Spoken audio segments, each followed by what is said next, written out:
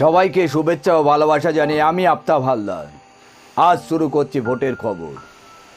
সারা দেশ জুড়ে উদ্বিগ্নে আছেন বিজেপির শীর্ষস্থানীয় নেতা মন্ত্রী থেকে শুরু করে নিচুতলার নেতাকর্মীরা। কারণ একটাই, 4 দফা ভোট হয়ে গেছে, কিন্তু 22 কোটি 26 লক্ষ ভোটাররা এ পর্যন্ত ভোট দিতে আসেনি। স্বাভাবিকভাবে আমরা সবাই জানি, যত ভোট বেশি পড়বে তত শাসক শিবিরের দিকে পাল্লা ভারী হয়।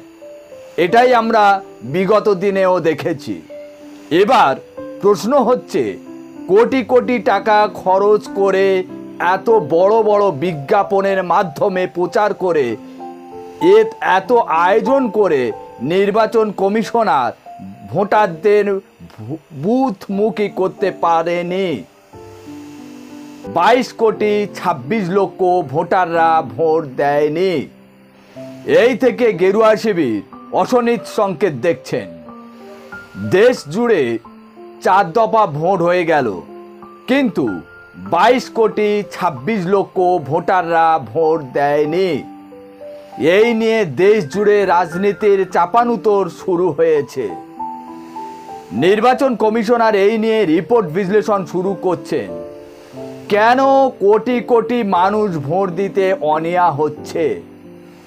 বিপুলভাবে টাকা খরচ করে বিজ্ঞাপন দেওয়ার পাশাপাশি নিরাপত্তা সুনিশ্চিত করা, যাতে ভোটারদের ভোট দিতে কোনো অসুবিধা না হয়, সেই দিকে কড়া নজর রাখার পরও কেন ভোটাররা উদাসীন? এই সব প্রশ্নের উত্তর খুঁজতে কমিশনের প্রতি চাপ বাড়ছে। সেই সঙ্গে রক্তচাপ বাড়ছে বিজেপির অন্দরে। বিজেপি দ্বন্দ্বের মধ্যে পড়েছে, কাদের ভোট কমে গেল। কমিশনের ব্র্যান্ড অ্যাম্বাসাডার সচিন তেন্ডুলকারের রেকর্ড বার্তা ফোনে ফোনে মানুষের কাছে পৌঁছানোর পাশাপাশি আরও 26টি উপায়ে প্রচারের প্ল্যান বের করেছেন নির্বাচন কমিশনার।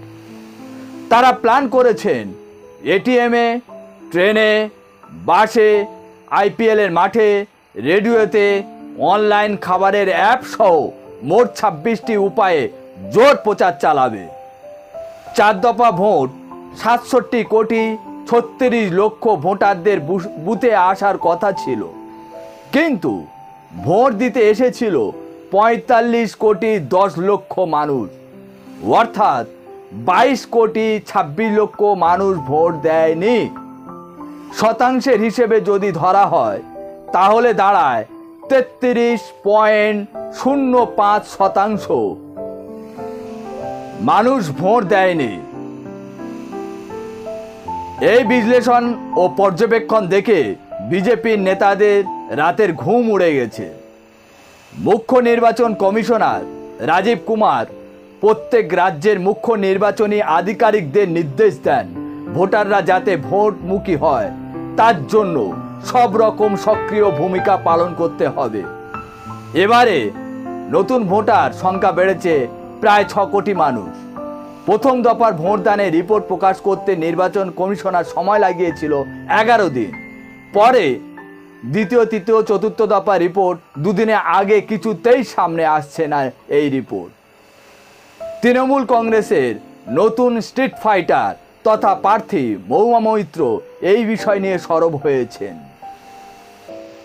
মহুয়া মৈত্র বলেন, যেখানে 24 ঘন্টার মধ্যে আমরা মোটামুটি রিপোর্ট পেয়ে যাচ্ছি, সেখানে নির্বাচন কমিশনার 2 দিন সময় লাগিয়ে দিচ্ছেন।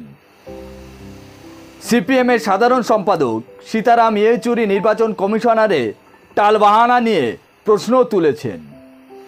এতেই বিরোধীদের একটাই প্রশ্ন, তথ্যের কিছু কারচুপি হচ্ছে না তো?